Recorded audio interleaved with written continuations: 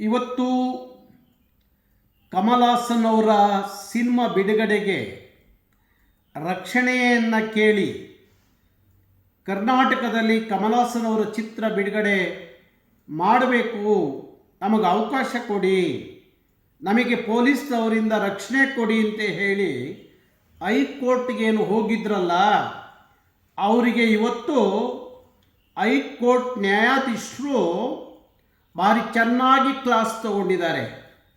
ನಿಮಗೆ ಭಾಷೆ ಅಂದರೆ ಗೊತ್ತಿದೆಯಾ? ಒಂದು ರಾಜ್ಯ ಅಂದರೆ ಗೊತ್ತಿದೆಯಾ?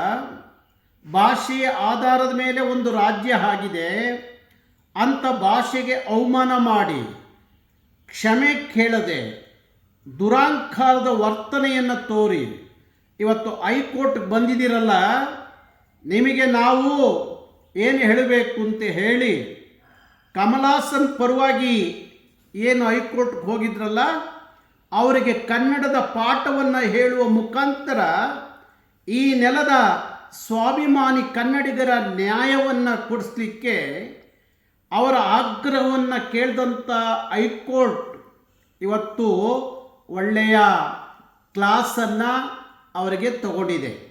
ಅವರಿಗೆ ಭಾರಿ ಎಚ್ಚರಿಕೆಯ ಮಾತುಗಳನ್ನು, ಭಾರಿ ಎಚ್ಚರಿಕೆಯ ಬುದ್ಧಿಯ ಮಾತುಗಳನ್ನು ಅವರಿಗೆ ಹೇಳಿದೆ. ಕನ್ನಡ ಭಾಷೆ ಒಂದು ಸಮುದಾಯದ ಭಾವನಾತ್ಮಕವಾದಂಥ ವಿಚಾರ ಅನ್ನುವ ಅರಿವಿಲ್ಲದಲೇ ನಿಮ್ಮ ಕಮಲ್ ಹಾಸನ್ ಅವರೇನು ಭಾಷಾ ತಜ್ಞರ ಇಲ್ಲ ಇತಿಹಾಸ ತಜ್ಞರ? ಅವರಿಗೆ ಮಾತಾಡಲಿಕ್ಕೆ ಯಾರು ಅಧಿಕಾರ ಕೊಟ್ಟಿದ್ದು? ಒಂದು ಭಾಷೆ ಅನ್ನೋದನ್ನ, ಒಂದು ಭಾಷೆಯ ಜನರ ಭಾವನೆಗಳನ್ನ ಕೆರಳಿಸುವಂಥ ಕೆಲಸ ಮಾಡಿ ಈಗ ಕೋರ್ಟಿಗೆ ಬಂದಿದ್ದೀರಾ ಅಂತ ಹೇಳಿ ಹೈಕೋರ್ಟು ಒಂದು ಸರಿಯಾದಂಥ ರೀತಿಯಲ್ಲಿ ಇವತ್ತು ಅವರಿಗೆ ಪಾಠವನ್ನು ಮಾಡಿದೆ.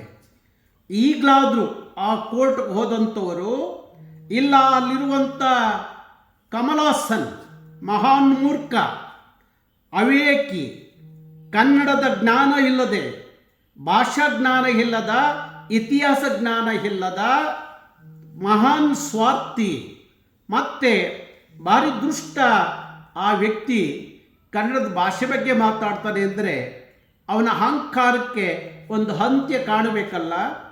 ಕಮಲ್ ಹಾಸನ್ ಈ 5ನೇ ತಾರೀಕು ಸಿನಿಮಾ ಅಷ್ಟೇ ಅಲ್ಲ, ಇನ್ಯಾವತ್ತೂ ಕರ್ನಾಟಕದಲ್ಲಿ ಕಮಲ್ ಹಾಸನ್ ಸಿನಿಮಾ ಆಗಲಿ, ಕಮಲ್ ಹಾಸನ್ ಕರ್ನಾಟಕ ಬರೋಕ್ಕಾಗಲಿ ಕರ್ನಾಟಕ ರಕ್ಷಣಾ ವೇದಿಕೆ ಬಿಡಲ್ಲ ಅನ್ನೋ ತೀರ್ಮಾನವನ್ನು ನಾವು ಮಾಡಿದ್ದೀವಿ. ಇವತ್ತು ಹೈಕೋರ್ಟ್ ನ್ಯಾಯಾಧೀಶರು ಕನ್ನಡದ ಆ ಕನ್ನಡಿಗರ ನಿಜವಾದ ಹೋರಾಟ ಮತ್ತು ಅವರ ಕಳಕಳಿಯನ್ನು ಅವರಿಗೆ ಚೆನ್ನಾಗಿ ಅರ್ಥ ಆದ ಕಾರಣ ಒಂದು ಒಳ್ಳೆಯ ಪಾಠವನ್ನು ಇವತ್ತು ಮಾಡಿದೆ.